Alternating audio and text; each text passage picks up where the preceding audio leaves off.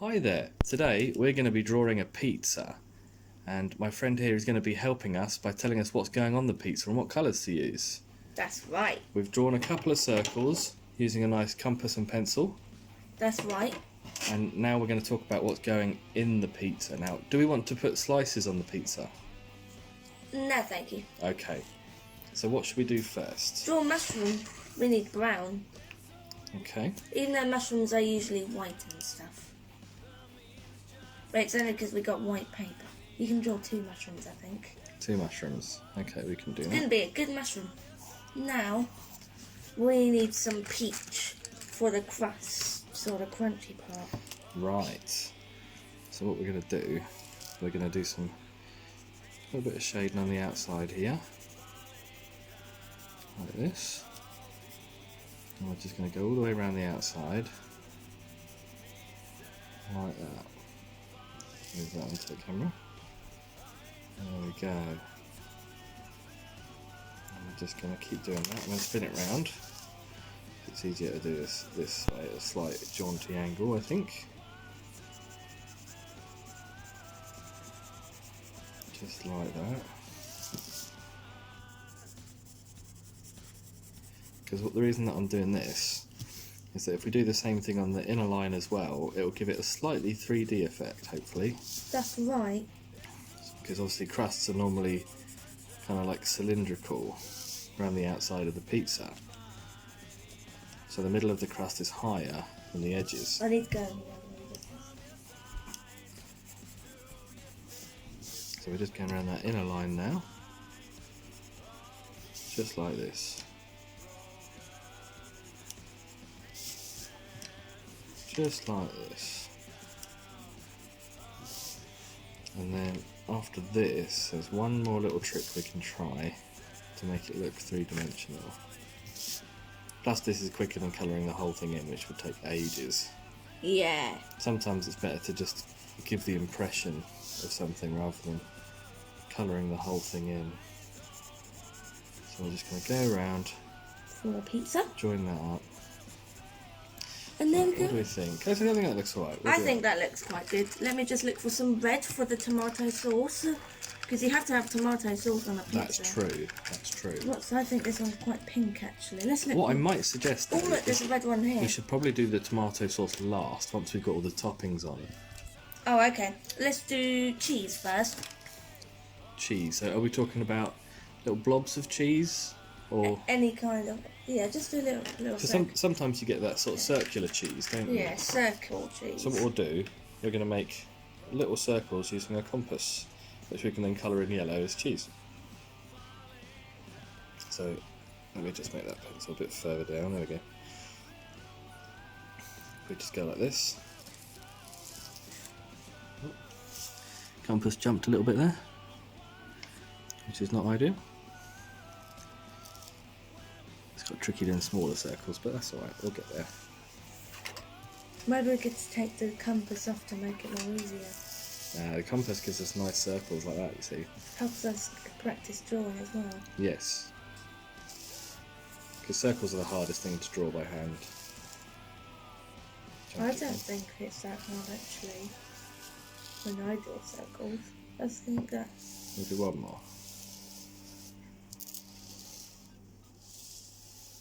I know you're supposed to spin the compass, but there you go.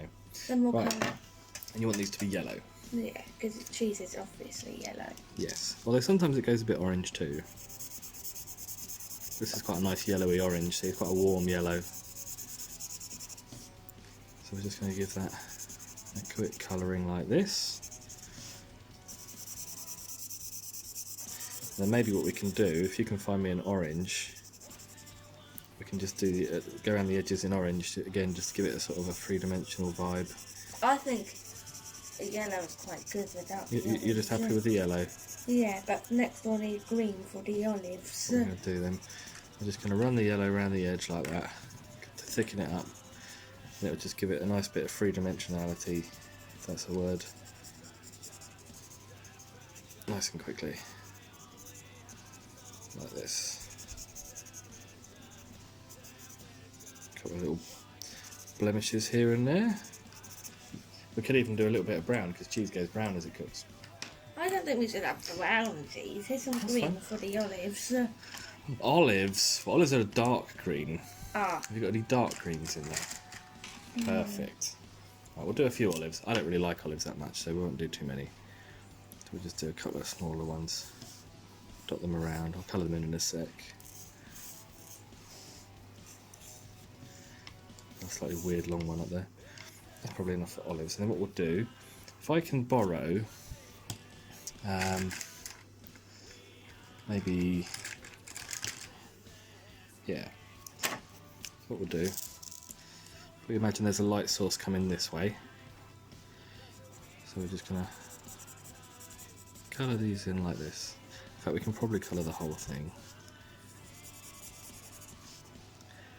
Obviously this is scribble colouring, not filling the whole gap, but it's much quicker this way, and you still get the impression that it's fully green.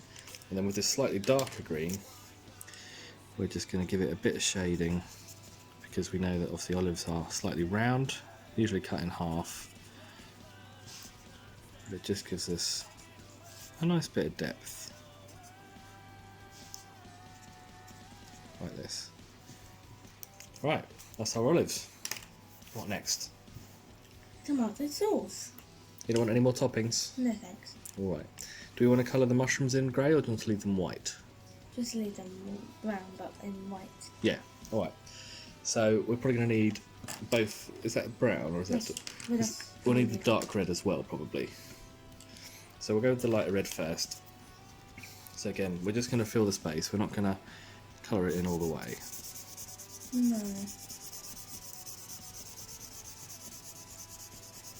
So we're just going to fill the space with our scribble colouring.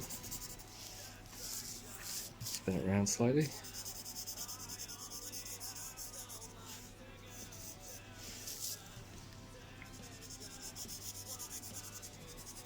Like this.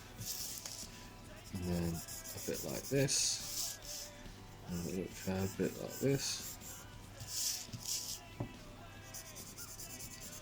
Bit of variation's nice in direction and frequency.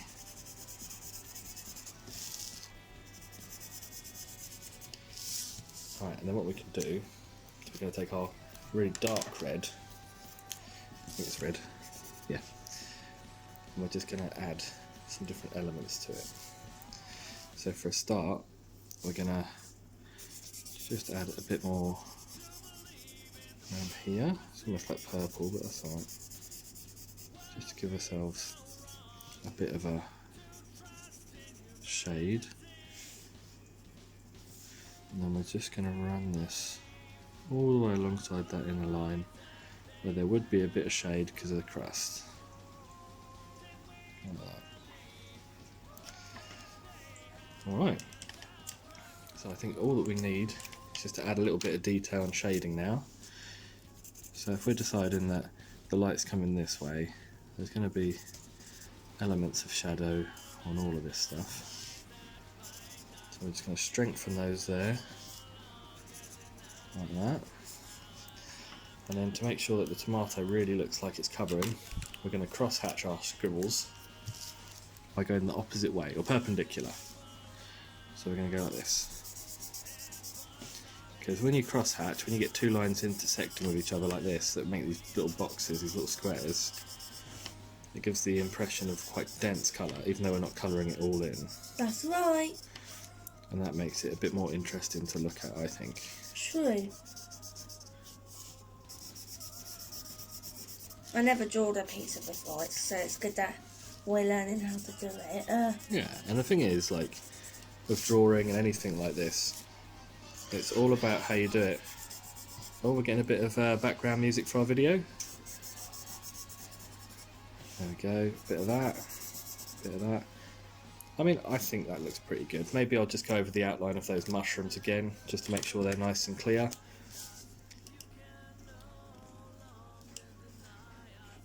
I think that's a pretty nice looking pizza. And then if we go look at the shadows again, it's going to be this side of the mushrooms that need shading. And I think that's our doodle pizza pretty much there. Maybe we'll just add a little bit of the odd little brown bit down here, just for the bottom side of the crust, just to sort of denote the shadow caused by the three-dimensional shape of the crust. I think that's alright. So that's our pizza. Thank you very much for watching, and join us again for another drawing video. Goodbye.